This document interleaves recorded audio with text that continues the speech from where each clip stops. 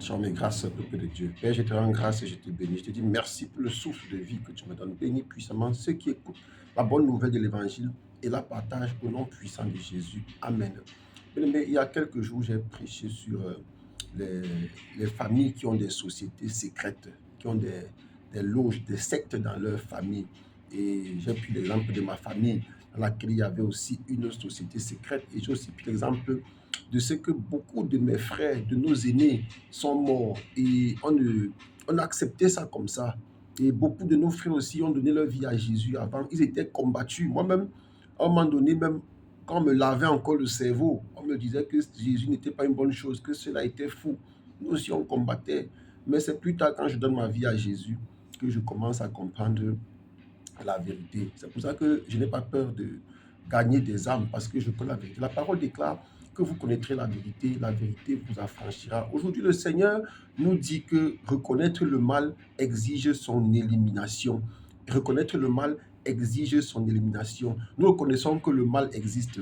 Et ceux qui sont dans le mal, eux aussi, ils savent qu'ils sont dans le mal. Sauf que dans le cas présent, ceux-là ne veulent pas sortir du mal. Ils veulent absolument rester pour plus tard finir en enfer avec Satan. La preuve, lorsque j'ai prêché sur cette secte de ma famille d'aimants, la nuit, ils m'ont visité. Mais cependant, pendant qu'ils me visitaient, je regardais seulement tous ces démons qui passaient pour me rendre compte plus tard dans la journée qu'en réalité, c'était des masques avec lesquels ils dansent souvent, qui défilaient devant moi. Et que, comme j'avais dit, chacun porte un masque.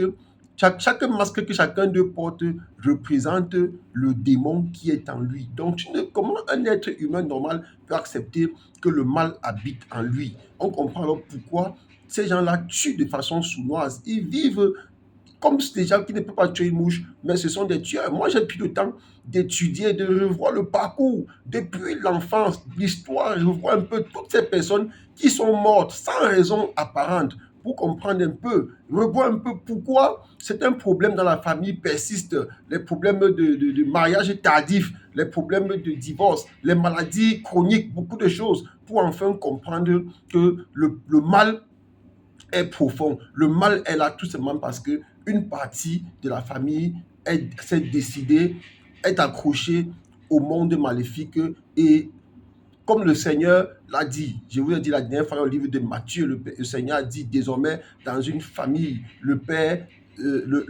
combattra le beau-fils, le beau-fils combattra la belle-fille, la grand-mère combattra sa fille, etc.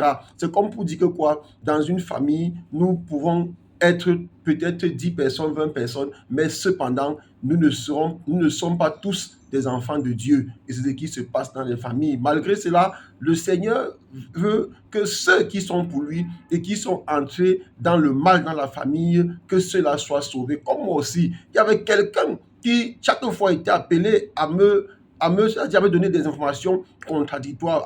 C'était comme une formation pour que le moment venu, je puisse aussi accéder facilement dans la confrérie familiale. Malheureusement, pour ce dernier, j'ai pris des coups, j'ai supporté jusqu'à ce que le moment venu, le Seigneur m'a tendu la main qui sauve, la main qui délivre. C'est pour ça que le Seigneur m'envoie dire aujourd'hui, reconnaître le mal exige son élimination. Mais le Seigneur a aussi dit comment nous devons nous comporter face à ces gens-là. Je me souviens, quand je venais de ma vie à Jésus, je prêchais et j'envoyais les vidéos dans le groupe de la famille. Un jour, on m'a dit, attention, n'envoie plus ça. Ce que tu envoies là, ça ne concerne pas tout le monde. Il y en a qui sont dans autre chose. Et on m'a dit ça première fois, j'ai continué à envoyer. Deuxième fois, j'ai insisté. La troisième fois, j'ai arrêté. Ça fait 2 ans plus tard.